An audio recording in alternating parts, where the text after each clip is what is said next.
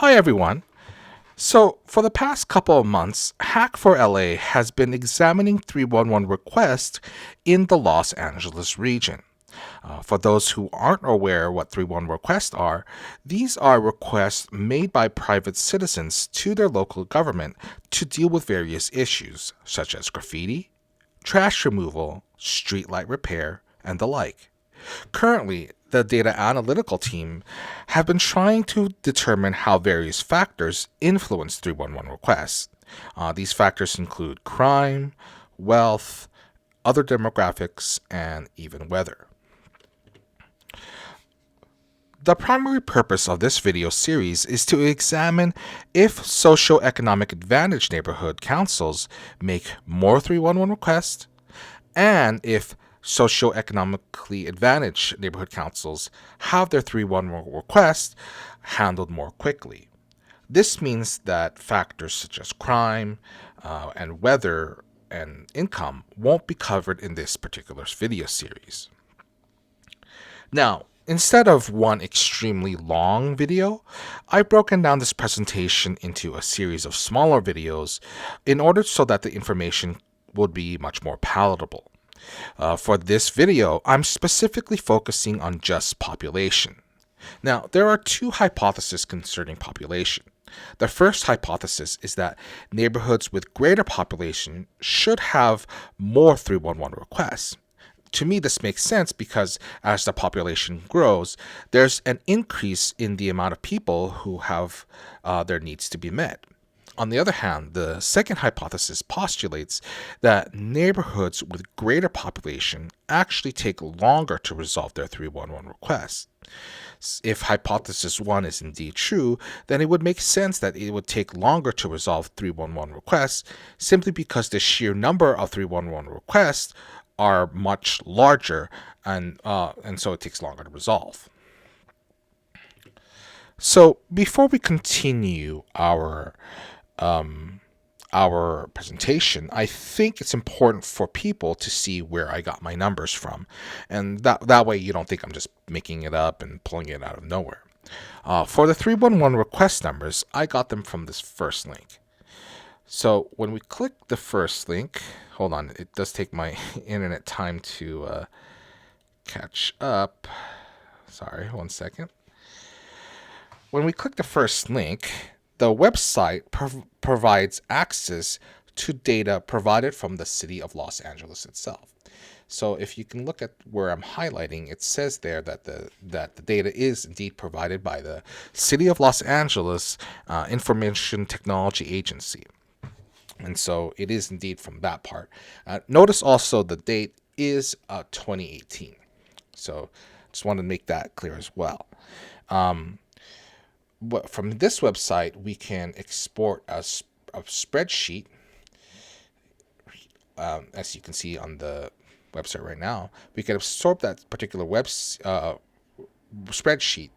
And let me just quickly pull up the spreadsheet. And here on this spreadsheet, it lists all the 311 requests made during 2018. And the 311 request itself can be organized by neighborhood councils. Now, if we go back to the PowerPoint, there's the second link here, and from this second link, we can find the demographic data for this presentation. And when we click on the second link, again, give my internet time to catch up.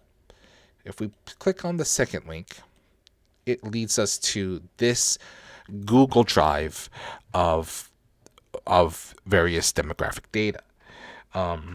If we look at if we look at the if we look at the demographic data of the first neighborhood, let's say, which is Arleta, here we can see the different types of demographic types. So here's the gender, age, language, race, education. On the bottom, it shows the source. ACS means the American Community Survey and the data is again 2018. So the 2018 data for the demographics indeed matches the demographic data, the 311 request data, which was also in 2018. And so that's where I got my numbers. And so if we continue to the next slide, sorry, just give me a second, which I think is this one. There we go. On this slide, here we conduct our analysis. Now, on this slide, we assess the total population against the number of 311 requests. So here, on the left, you can see the each individual neighborhoods. And here, the length of the bar, it represents the, I would say, the how populous a particular neighborhood is.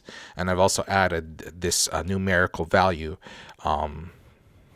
just with that label, just to give more insight. And so, again, the greater the bar, the more population a particular neighborhood has. The second aspect of it is the count of the 311 request type.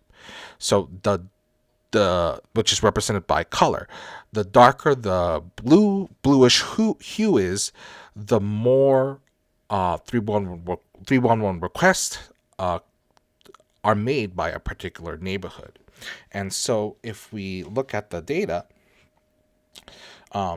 judging by how these extremely high populated neighborhoods have a much darker hue compared to some of the more low population one, there does seem to be a possible correlation. However, there are some in the middle, like around here, especially this neighborhood, where even though they don't have a large population, at least comparatively speaking, they do have a strong 311 count. So while there might be a correlation, it isn't imperfect.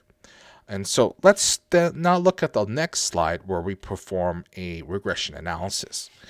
Now, for those of you who don't know, regression shows how changes in one variable can be explained by changes in another variable. In other words, it shows a correlation between the independent variable to a dependent variable. Now, for the diagram in our slide, each of the individual circles, they represent a particular neighborhood council. The independent variable on the x-axis is our total population, and we want to see how it impacts our dependent value on the y-axis, which is our 311 request count. Now, when we run the regression, we end up with a value called an R-squared value.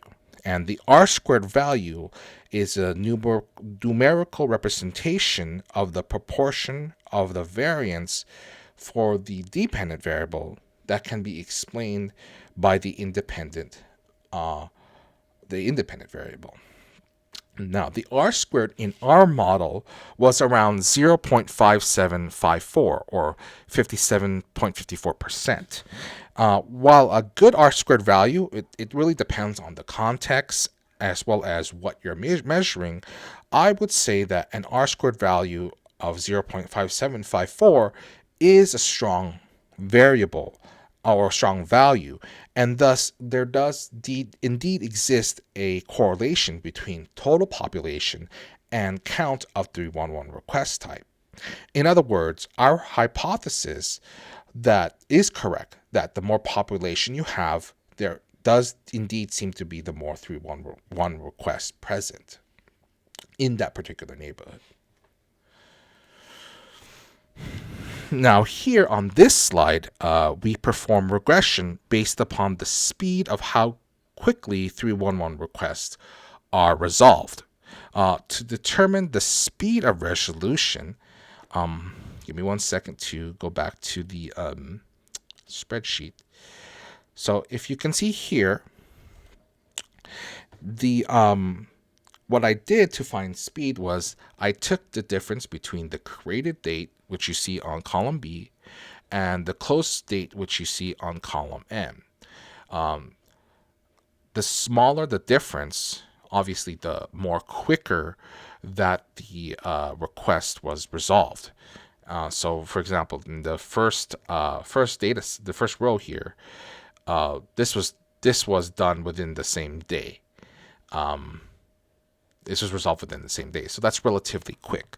And then once I took the difference between the two, I just averaged it, and that's how I came up with something called a date difference, which you'll see in the tableau. So, just 1 second. Here. So you see here in the y-axis, it has a value called date difference. That I got from the difference between the two columns that I just showed you and taking the average of it. So when I ran the regression, though, the initial R squared value yielded only 0.013. So that's really low. What was interesting is that downtown LA here, it seemed almost as an outlier. So it just seems different from the rest of the data set. And so I thought it might have been an outlier. And so if I take out that outlier, I was hoping that it would improve the R squared difference. However, once I did that, the R squared outlier I think actually became worse, and so it became 0.0061.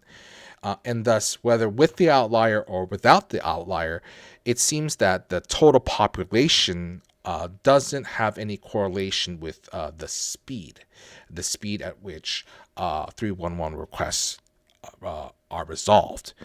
And so, if you recall our second hypothesis, it was asking, hey, do more populous? It was saying that the more populous neighborhoods are slower when resolving 311 requests, and that hypothesis has been proven correct because, as you can see here, there is no correlation between population and with how speedy that the 311 request has been resolved. All right, so anyway, that's it for population analysis, and I hope you'll join me in the next video where we'll go over age demographics and how it impacts 311 requests. I'll see you then.